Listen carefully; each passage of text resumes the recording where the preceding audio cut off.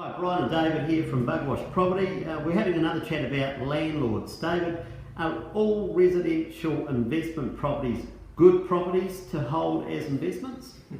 Very good question, Brian.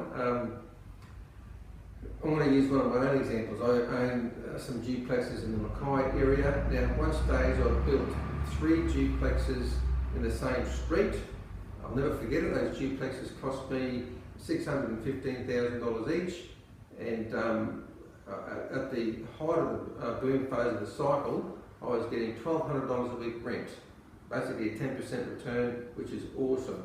Now that same property later on, my rent dropped by 50%. So a great property to have can be great when the time's right, but if you have that same property through different parts of the cycle, it can become a very average property investment. So the number one thing that I've learned through doing this for 20 years is that it's all about having the right properties in the right markets at the right time, selling when the time's right, selling at the top of the market, and then not holding your properties through the slowdown, slump and recovery phases of the cycle. And you've got the other scenario where you can talk about new properties versus old properties.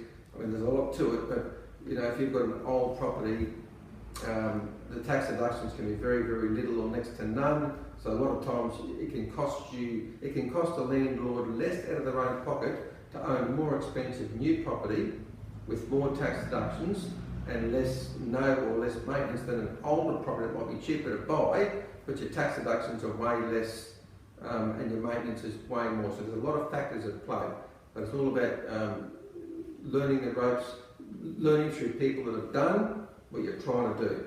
Thank you. Thanks, mate.